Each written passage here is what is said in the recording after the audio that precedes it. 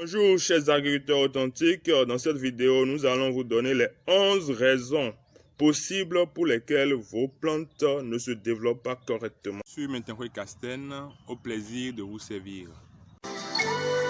Beaucoup de froid. Plusieurs plantes ont besoin de la chaleur pour se développer. Pas seulement de la chaleur extérieure, non, mais également la chaleur dans la terre. Donc c'est pour ça qu'il est très important de planter en fonction de la saison. Actuellement nous sommes en harmattan, surtout au nord il fait très froid.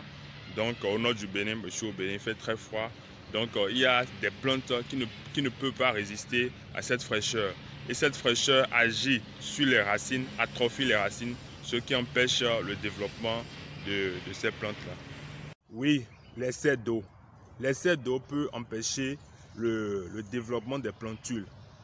On ne vous dit pas de cesser d'arroser, non. Mais il faut un sol qui facilite le drainage de l'eau ou bien un pot qui est troué.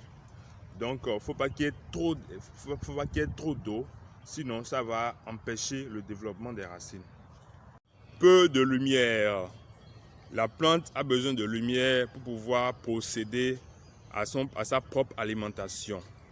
Donc, il y a des plantes qui ont besoin de plus de lumière que d'autres. Donc, si on met deux différentes plantes avec la même lumière, il y a une qui va croître plus que l'autre en fonction de sa dépendance à la lumière, en fonction de sa consommation de la lumière. Beaucoup de compétences, c'est-à-dire que les plantules sont serrées, tu as fait le semis sans vraiment laisser l'espace nécessaire. Donc, si tu veux que tes plantules se développent normalement, soit tu vas éliminer les plus faibles, les plantules qui sont les plus faibles, ou soit tu vas les décoller pour leur donner de l'espace. Pas assez d'espace pour les racines, c'est-à-dire que tu as fait le semis dans un petit pot et la plantule a commencé à développer ses racines, puis il n'y a plus l'espace pour les racines de continuer à se développer, ce qui agit sur le développement des tiges et des feuilles. Donc voilà, très peu d'espace pour les racines. Très peu d'eau. Tu dois savoir qu'au fur et à mesure que ta plantule se développe, elle a de plus en plus besoin d'eau.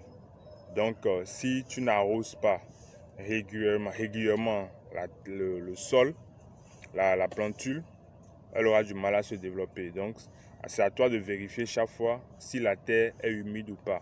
Si la terre est sèche, alors tu dois apporter de l'eau pour que la plantule puisse se développer et croître. Beaucoup de chaleur. S'il y a des plantes qui ont du mal à croître parce qu'il fait beaucoup frais, il y a également d'autres plantes qui ont du mal à croître parce qu'il fait trop chaud. Donc, beaucoup de chaleur. Quelle est la solution? Mais il faut trouver un endroit avec un peu plus d'ombre pour les plantules, les déplacer ou carrément leur faire un petit toit au-dessus pour pouvoir réduire la température. Voilà. Le substrat n'est pas de bonne qualité ou la terre ou le sol n'est pas adéquat. Donc, peut-être que le sol dans lequel tu as fait les semis ne correspond pas à la nature de la plante. La plante a peut-être besoin d'un sol basique ou d'un sol acide. Peut-être que toi, tu as mis la plante dans un sol acide alors qu'il a besoin d'un sol basique. Ou bien le substrat n'est pas de bonne qualité. Et si le substrat n'est pas de bonne qualité, les racines de la plante ne pourront pas être à l'aise pour se développer. Ou soit la terre est trop compacte ou le substrat est trop compact, ce qui ne favorise pas la pénétration de l'eau. Donc, toute cette raison, c'est l'une des raisons aussi qui peut empêcher le développement de ta plante. Nous avons la mouche de substrat ou mouche de terreau. Ce sont des mouches qui aiment les sols très fertiles et qui attaquent, qui pondent, qui créent beaucoup de lave, au niveau des racines. Et ces laves-là se nourrissent des racines de vos plantules.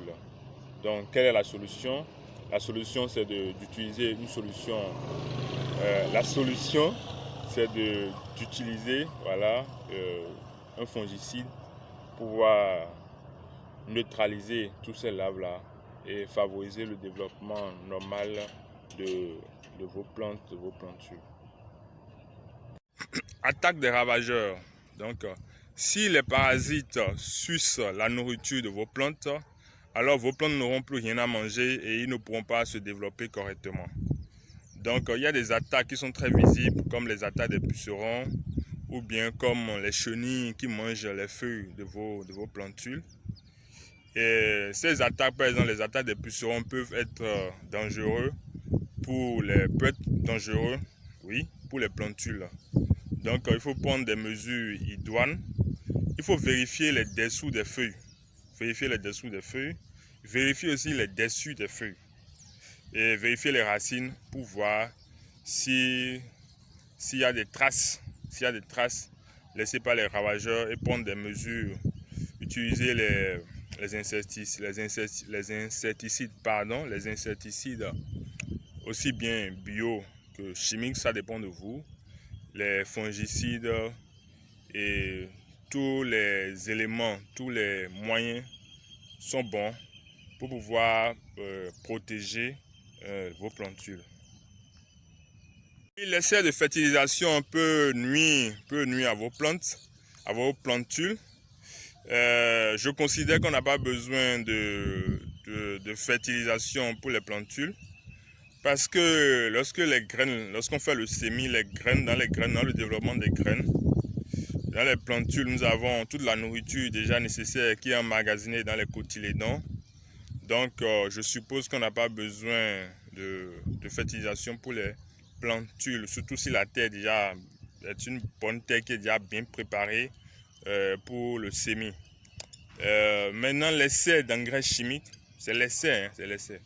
Un essai d'engrais chimiques peut vraiment brûler les racines de vos plantules, de vos jeunes plantes, ce qui va empêcher le développement normal de vos plantes. Ce serait tout pour cette vidéo, chers agriculteurs authentiques. N'oubliez pas d'aimer, de liker, de vous abonner. Et si vous aimez les astuces maison, les différentes astuces liées à l'agriculture et à l'élevage, n'hésitez pas à vous abonner immédiatement pour recevoir toutes les notifications. Cling, cling, cling, cling, cling. Et ne plus jamais manquer aucune de mes vidéos. Bye bye!